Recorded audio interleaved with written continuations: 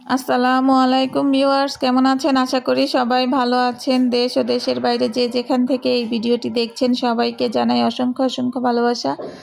আমার পাশে এই পর্যন্ত থাকার জন্য অনেক অনেক ধন্যবাদ। তানহা সিনহা ফ্যামিলি ব্লগ থেকে নিয়ে আসলাম আরও একটি ছোট্ট ব্লগ। আমি তানহা সিনহার মা বলছি।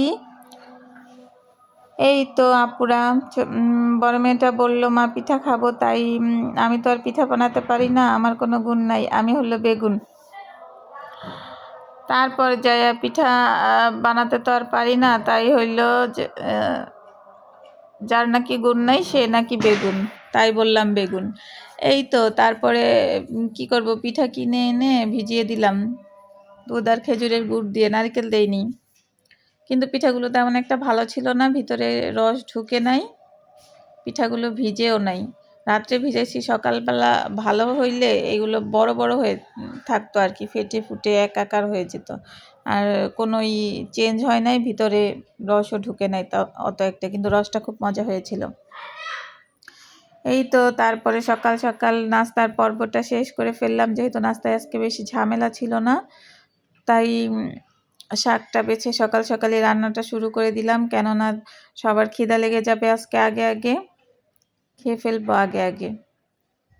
এই তো শাক ভাজি করে নেব, মাছ ভুনা করে নেব, অফ ক্যামেরায় ডাল রান্না করে নিয়েছি, আবার একটা ভর্তাও বানাবো, আপনাদের সাথে শেয়ার করব, দেখতে থাকুন। এই যে মাছটা ভাজা হয়ে গেছে, এখন শাকটা বাগার দিব, তাই কড়াইটায় বসিয়ে দিলাম রসুন আর পেঁয়াজ। বেশি করে তেল দিতে হয় শাকের মধ্যে, একটু তেলটা বেশি দিলাম। এরপর পাশের চুলায় গরম পানি বসিয়ে দিলাম, মেয়ে যাবে গোসল করতে, সকাল সকাল গোসল করে ফেলুক, শীতের দিন নয়তো আর গোসল করা হয় না। এই তো শাকটা বাগার দিয়ে দিব। শাকটা অসাধারণ খেতে হয়েছিল, অনেক মজা হয়েছিল শাকটা, শুধু তেল আর তেল হয়েছিল শাকটার মধ্যে, খুব মজা লেগেছিল। লাউ শাক যদিও এবার এই সিজনে প্রথমই খেলাম। তারপরে শাকটা যখন সিদ্ধ করতে দিয়েছি, মনে হইল যে একটু ভর্তা বানাই, তখন এই সিদ্ধ থেকে একটু শাক উঠিয়ে রেখেছি ভর্তা বানানোর জন্য।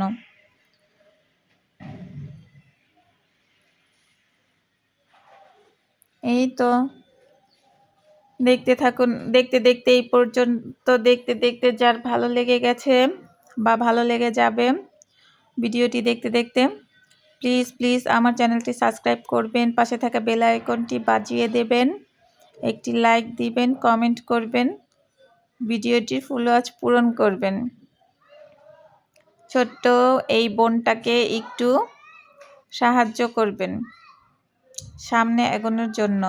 যদিও এই পর্যন্ত আসার জন্য অনেক আপু এবং ভাইয়ারা আমাকে হেল্প করেছেন, হেল্প করেছেন, তার জন্য আমার প্রায় 150 জনের পরিবার হয়েছে। মাশাল্লাহ মাশাল্লাহ মাশাল্লাহ, অনেক খুশি অনেক খুশি। এই পর্যন্ত আমাকে ভালোবাসা দেওয়ার জন্য অসংখ্য অসংখ্য ধন্যবাদ আপনাদেরকে। এই তো আমি যদিও এখন মানে ভিডিও করতে হইলে অনেক গুছিয়ে গাছিয়ে কথা বলতে হয়, ছন্দ আকারের কথা তৈরি করতে হয়, এগুলো নিয়ে এখন আমি সময় দিতে পারছি না। তাই আমি এখন যা রান্না করি, যা কাজ করি, ওগুলোই আপনাদের কাছে বলবো, বা ওগুলো ওইভাবেই সরাসরি সহজ সরলভাবেই বলে যাব, কেননা যেহেতু মনিটাইজার অন হইতে অনেক অনেক দেরি আছে, এখন যেহেতু আমার বাচ্চারা ছোট, আমি অতটা সময় ব্যয় করতে পারবো না, শর্টকাটে যতটুকু করা যায়। এই ভেবে কোনো ভাইয়া বা আপু বা আমার কোনো ভিউয়ার্স আমাকে ভালোবেসে যদি আমার পাশে থাকেন তো থাকবেন, ভালোবাসা দিবেন তো দিবেন, ভুল ত্রুটি যা আছে ক্ষমা সুন্দর দৃষ্টিতে দেখবেন। বোঝেনই তো, 2টা টুইন বেবির মা, তারপরে আরও 2টা বাচ্চা আছে, মোট 4টা বাচ্চা। একটু তো ঝামেলা মানে একটু তো থাকেই, সংসারে একটু কাজ বাজ বেশিই থাকে। যাই হোক, আপনারা আমার পাশে থাকবেন, এটাই, আপনাদের পাশে অবশ্যই আমি থাকবো।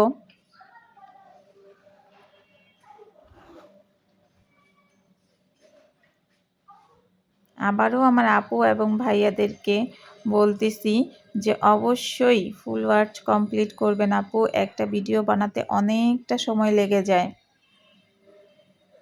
ভিডিও বানানো, ভয়েস দেওয়া, তারপরে বাচ্চাদেরকে শান্ত করে সংসারের কাজ করা অনেক কঠিন হয়ে যায়।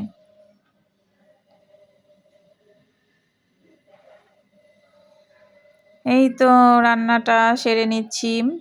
ভেবেছিলাম মাছটা ভুনা করব, তারপরে ভাবলাম যে না, 2টা আলু দিয়ে দেই, খেতে হয়তো ভাল লাগবে। পেঁয়াজ ভুনাটা একটু ভাল লাগতেছে না, পেঁয়াজটা যেহেতু বেশি পুরনো টাইপের হয়ে যায়, মিষ্টি মিষ্টি লাগে, এই আর কি। 2টা আলু দিয়ে দিয়েছি, কিন্তু তরকারিটা অসাধারণ হয়েছিল খেতে।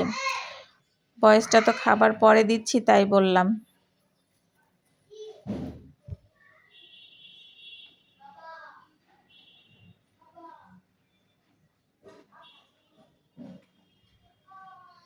এই তো দেখতে থাকুন, আমার আলুটা কষিয়ে নিচ্ছি।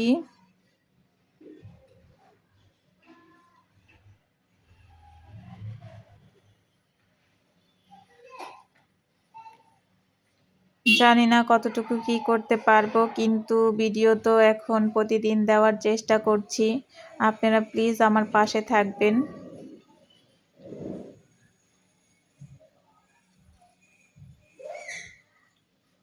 আমার পরিবারের জন্য দোয়া করবেন অবশ্যই। আমি আপনাদের পরিবারের জন্য দোয়া করি।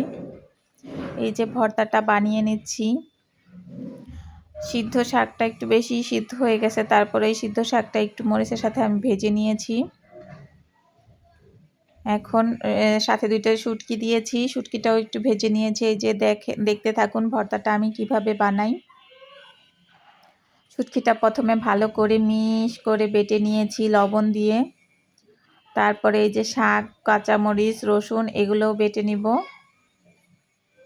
ভর্তাটা খেতে কিন্তু অনেক অনেক মজা হয়েছিল।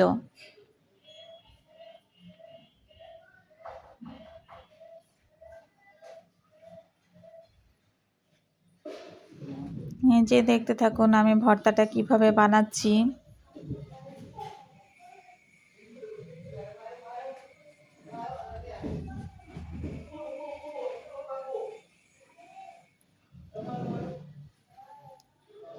ব্লেন্ডারেও করা যায় চাইলে, কিন্তু ব্লেন্ডারের থেকে পাটায় বেটে ভর্তাটা আমার কাছে বেশি মজা লাগে, তাই আমি পাটায় বেটে ভর্তা বানাই সব সময়।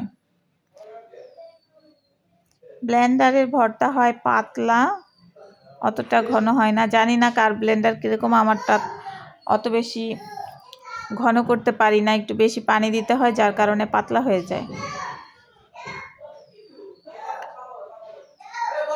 এই তো ভর্তাটা বানাইতাছি। এই পর্যন্ত যারা আমার ভিডিওটা অনেক কষ্ট করে সহ্য করে দেখে নিয়েছেন, তাদেরকে অসংখ্য অসংখ্য ধন্যবাদ।